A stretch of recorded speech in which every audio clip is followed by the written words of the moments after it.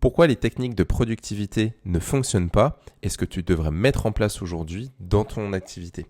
Donc si aujourd'hui tu crois que pour être plus productif, il suffit de suivre une méthode comme Pomodoro pour remplir ta to-do list ou encore te lever à 5 heures du matin, je te garantis que tu fais fausse route.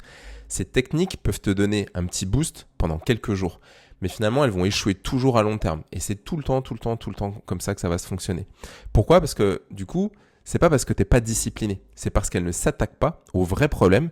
Et donc aujourd'hui, je vais te montrer pourquoi elle ne fonctionne pas et surtout comment devenir productif pour de bon. Donc on va découper la vidéo en deux parties. La première, je vais t'expliquer pourquoi les méthodes classiques ne fonctionnent pas et ce sur quoi tu devrais te concentrer. Et enfin, on verra 4 leviers du coup pour vraiment une productivité qui sera durable dans le temps, je te garantis. Et la deuxième en particulier devrait vraiment te surprendre. Donc la problématique avec les méthodes classiques, c'est qu'elles se concentrent sur ce que tu fais et elle ne se concentre pas sur qui tu es. Si tu nous connais aujourd'hui, tu sais que le travail de fond qu'on travaille avec tous les entrepreneurs et tous les dirigeants qu'on accompagne, tous les chefs d'entreprise avec Kevin au sein du réseau Kraken, c'est l'identité. Donc, si tu te concentres sur ce que tu fais et pas qui tu es ou qui tu deviens, les techniques de productivité ne pourront pas fonctionner. Elles te disent « fais ci, organise-toi comme ça, mets ça en place », mais elles ne regardent pas si ça colle vraiment à ton identité et à ta manière naturelle de fonctionner. Résultat, ça va te demander une discipline qui va être forcée et donc dès que ta motivation va chuter, tout va s'écrouler. Parce que finalement, c'est une discipline qui est artificielle. Et donc, c'est la différence entre la motivation extrinsèque dont tu as besoin en fait pour mettre en place des actions et la détermination intrinsèque alignée à ton propre système de priorité intrinsèque. Et donc, la productivité, c'est pas une affaire d'organisation, c'est une affaire d'alignement. D'alignement à quoi ? À ton identité. Parce que ton identité actuelle détermine ce que tu priorises naturellement. Donc si tu es quelqu'un qui valorise la créativité mais que tu remplis ta semaine avec des tâches purement administratives, devine, qu'est-ce que tu vas faire ? Tu vas traîner les pieds. C'est ce que on appelle le système de priorité intrinsèque. Tu le connais, on te l'a déjà expliqué. Je te remets un lien autour de cette vidéo donc pour découvrir ton système de priorité intrinsèque. Ton système de priorité intrinsèque, encore une fois, c'est ta boussole. Il est vital pour toi. Il est aligné par rapport à tes valeurs profondes. Et tant que tes journées ne sont pas construites autour de ça, en fait, tu vas lutter. Tu vas avoir tendance à procrastiner et surtout, tu vas perdre ton énergie. Tu vas perdre ton énergie physique, mais surtout, tu vas perdre ton énergie mentale. Et c'est pour ça que finalement, tu peux avoir deux entrepreneurs différents qui peuvent appliquer la même méthode et qui peuvent avoir des résultats complètement à l'opposé. Je te donne un exemple. On a eu un entrepreneur il y a quelques temps, il y a 2 ans maintenant, qui s'appelle Adrien. Et Adrien, en fait, il a eu un bébé à ce moment-là. Donc son petit garçon venait de naître. Et tu as toutes les injonctions sociales de la société et des gens et de la famille autour qui te dit, entre guillemets, que ta priorité à ce moment-là doit devenir ton enfant. D'accord ? Sauf que du coup, il n'avait pas retravaillé sur son système de priorité à ce moment-là. Qu'est-ce qui s'est passé ? C'est que il a passé du temps avec sa femme, son enfant, etc. Et du coup, il a laissé de côté 2 autres priorités qui étaient le business, son entreprise et le sport. Et donc du coup, il a essayé de passer du temps, mais il était fatigué, il était énervé, et du coup, ça matchait pas. Quand on a retravaillé, qu'on a mis en lumière son système de priorité intrinsèque, premièrement, il a découvert que le sport faisait partie numéro 1 de son système de priorité. Deuxième, les activités de son entreprise et donc la partie business. Et seulement en 3e position, la famille. Donc je t'arrête et là tu vas te dire ouais mais non mais c'est pas possible. Si en fait, si tu es clairement aligné avec toi-même, tu vas pouvoir définir en fait ton système de priorité. Je dis pas que c'est facile. À ce moment-là, qu'est-ce qui s'est passé ? Il s'est dit ouais mais du coup je suis pas un bon père. Je suis qui en fait pour pouvoir mettre en priorité le business par rapport finalement à mon enfant. Donc après on allait retravailler sur les freins identitaires qui l'empêchaient de rester aligné. Et qui faisait que potentiellement il se voyait comme un mauvais père s'il passait moins de temps avec son enfant alors qu'il venait de naître. Et concrètement, qu'est-ce qu'on a fait aujourd'hui après ? C'est que sans action, ça sert à rien. On a ouvert l'agenda, on a pris la priorité numéro 1, on a placé des temps en fait de sport dans la semaine. Alors il est passé de 8 entraînements par semaine à 3, mais il avait ces 3 entraînements par semaine et en fait il savait que de telle heure à telle heure et tel jour c'était entraînement.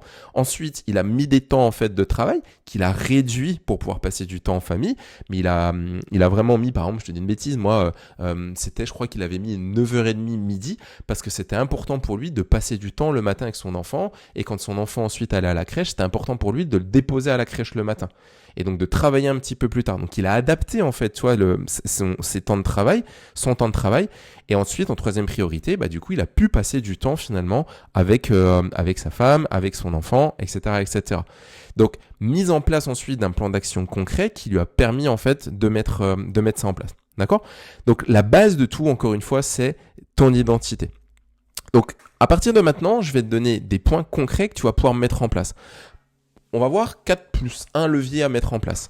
Premièrement, premier levier, ça va être de clarifier ton identité future. Qui est-ce que tu veux être dans 3 ans, dans 5 ans, dans 10 ans ? Est-ce que tu veux être un dirigeant qui décide vite et avec clarté, et donc quelqu'un qui a du temps pour sa famille ? Écris-le noir sur blanc. Ça va te permettre de l'aligner à ton système de priorité intrinsèque. Donc si tu l'as pas fait encore, fais l'exercice. Et ça va te permettre de te focaliser sur qui tu vas devenir. Ensuite, je t'invite à créer un environnement. 2 notions dans l'environnement. Premièrement, ça peut être de créer un environnement ou d'aller dans un environnement différent en fonction des tâches que tu as besoin de faire. Si tu es quelqu'un plutôt qui a besoin d'espace et de grands espaces pour tout ce qui est créativité, peut-être qu'au moment où tu rédiges, si tu fais des contenus, des rédiges des scripts, ou tu crées des contenus, peut-être que tu as besoin de changer d'environnement. Ça, c'est la première chose. Ensuite, si tu es dans des tâches qui te demandent un peu plus de concentration, peut-être que tu as besoin d'être dans un espace peut-être plus clos, avec rien autour de toi. Donc, je pense à changer d'environnement et créer un environnement différent en fonction des tâches que tu as besoin de réaliser. Au niveau de l'environnement, deuxième chose, c'est que coupe toutes les distractions. Tu le sais, mais les distractions, si tu les coupes, ça va te permettre de créer un biais entre soit je m'ennuie, soit je travaille. Et donc du coup, tu vas plus avoir le choix. Alors tu peux faire le choix de t'ennuyer, mais à un moment donné, tu vas avoir envie de te mettre à l'action. Et du coup, ça va te permettre, sous une certaine forme, de shunter ton système nerveux, ton cerveau, pour pouvoir te mettre en action. Ok ?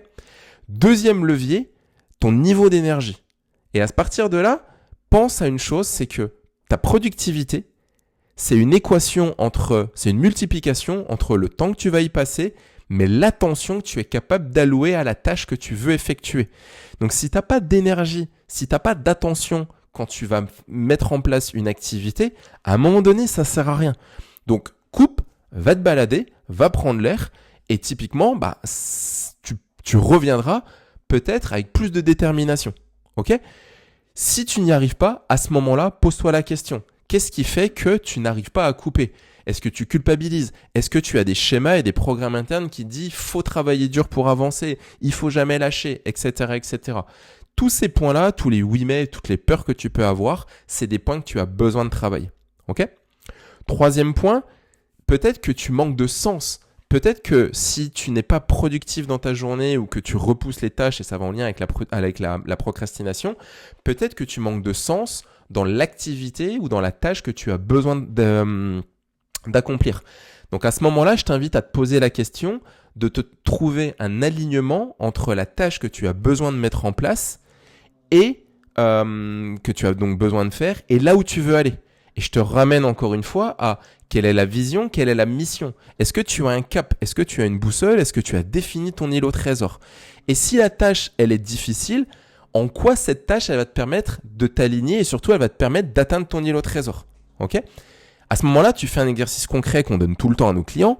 Va lister tous les bénéfices pour toi de réaliser cette tâche, même si tu n'en as pas envie. En quoi ça va te rapprocher de ton îlot trésor ? En quoi ça va te rapprocher de ta mission ? En quoi ça va te rapprocher de ton système de priorité intrinsèque ? En quoi ça va venir te nourrir ? Qu'est-ce que ça va te permettre d'apprendre, comprendre ? Qu'est-ce que ça va te permettre de développer ? D'accord ? Et enfin, tu vas lister, et donc, tu vas voir tous les bénéfices à réaliser cette tâche et tu vas voir tous les inconvénients si tu ne la réalisais pas. Ok ? Jusqu'à ce que tu sentes que, poum, à l'intérieur de toi, c'est lâché. Ton système nerveux, il est lâché et tu puisses te mettre à l'action. Ok ? Et enfin, dernier point, c'est la notion de manger le crapaud. Tu connais sûrement manger la grosse grenouille, manger le crapaud. On a vu une vidéo comme ça tournée il y a quelques temps d'un professeur aux États-Unis qui expliquait à ses élèves comment est-ce que du coup il pouvait prioriser les tâches. C'est d'abord de mettre des gros cailloux dans le bocal, ensuite de mettre les petits cailloux et ensuite de mettre des tout petits cailloux, donc le sable. Parce que si tu commences par les petites activités, par le sable, tu n'auras plus de place dans le bocal pour pouvoir justement faire tes grosses tâches. Donc c'est quoi ne plus avoir la place ? C'est ne plus avoir le temps dans sa journée, mais ne plus avoir l'énergie pour pouvoir faire en fait les grosses tâches. Donc, commence ta journée par manger le crapaud. Quelle est la tâche la moins plaisante que tu as envie de faire, mais qui va avoir un réel impact en fait dans ton activité, qui va vraiment te permettre de te rapprocher de tes objectifs. Ok ? Et je t'invite aussi à te poser la question, quelle est cette tâche ? Et cette tâche, elle a une fin. Tu sais qu'elle va te prendre tant de temps. Tu sais que, par exemple, je sais pas moi, tu dois faire aujourd'hui, je te dis une bêtise, tu dois faire, pas ton bilan comptable, mais tu dois inscrire en fait, tu dois faire une partie de comptabilité et tu sais que quand tu as fait ça, à la fin, cette tâche, elle est terminée. C'est hyper important de choisir une activité une tâche qui va avoir un impact hyper important dans ton activité et qui va te rapprocher de tes objectifs, mais qui a une fin. Parce que ton cerveau, à ce moment-là, il sait que il y a une fin en fait à cette activité. Donc, ça sera beaucoup plus facile de se mettre en action pour réaliser cette tâche.